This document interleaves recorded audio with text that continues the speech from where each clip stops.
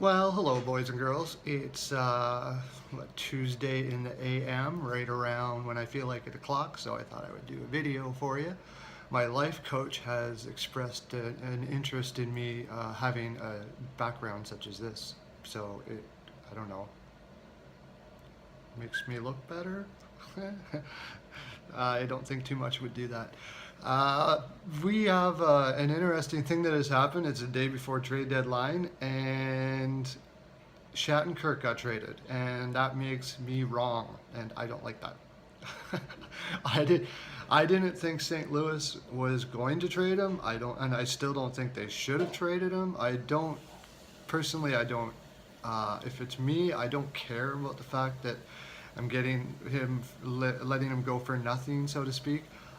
You're going into a playoff race. You're going to go in the playoffs, and this is. I actually was watching another fellow, and I can't remember his name, but I do. I'm going to give him props because I really like his stuff. He's got really good insights. I just was just watching him, and I agreed with him. He said that it's just really bad for the room to make that.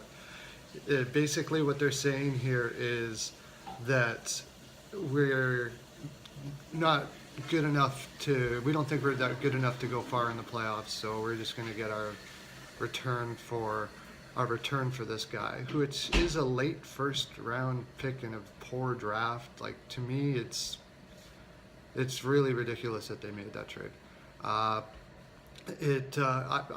I count St. Louis out now as a contender to. I didn't have them anyways, but I mean, they had a good enough team. They could have did some damage. They could take Chicago with Shattenkirk there, but without him there, their best defenseman, and yes, I think he is their best defenseman, analytics-wise for sure. He's fantastic. I don't give him a chance. Like I especially with how it takes the wind out of the sails of the players on your team. It really was a bad move, and I really didn't think that they would be stupid enough to make it. I'm sorry. Okay, you lost Backus, you lost Brower for nothing, but you went into the playoffs with them, and that's something. That's huge, and same as going in the playoffs with Shattenkirk. What it does tell me is you're going to see a lot of changes in St. Louis over the summer, I think. You're going to see a lot of players going. They're going to redo their whole franchise by the sounds of it. That's what makes sense to me, because this is the manager basically saying, I don't like our team. I don't like our team this year, which is a terrible thing to tell them now that you're going into the playoffs. Your manager's saying, I don't like you. Yeah. Wow. So it's a really bad. It was a really bad move.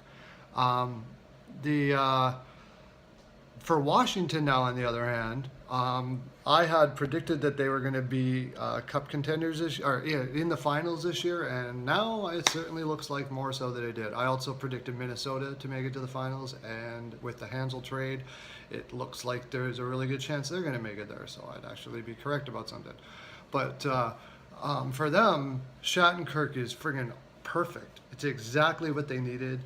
They didn't really have a defenseman that plays like him. Like he's the slick puck moving, point producer, power play guy.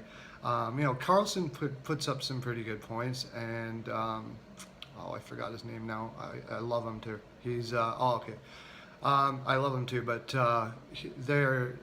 Niskanen can move the puck all right, but they don't have that high-powered offensive feel to them that he does. And he just brings offense. Their power play is going to be insane for the playoffs this year. Like with him having Shattenkirk there with Ovechkin and Bax, wow, what a fantastic move on their part.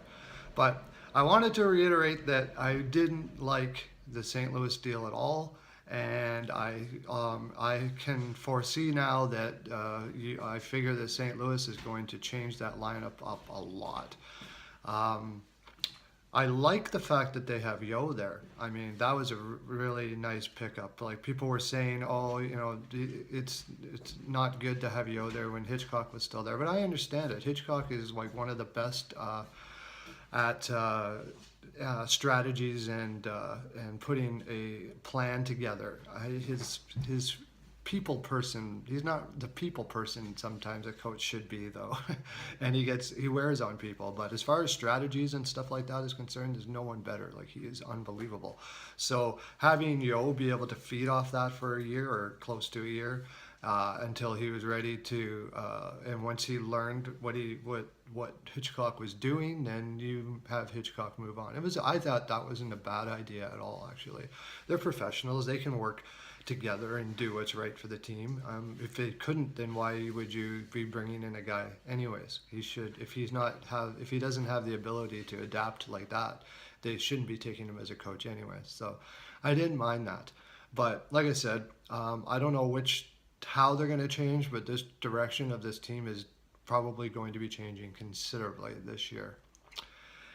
Anyways, more trade-led deadline stuff will be coming, I'm sure, and I'll make sure to do all the bids for you. But I've given you my full 42% now, boys and girls, so I have to go. You can see more videos at my NHL Pearls of Wisdom on YouTube. Make sure to subscribe and like, and eventually, if I get enough subscribers, they will give me apparently some money, and then I can actually have a somewhat professional looking thingamajigger that I'm doing here. Maybe. We'll see. Lots of love to you. Have a great day.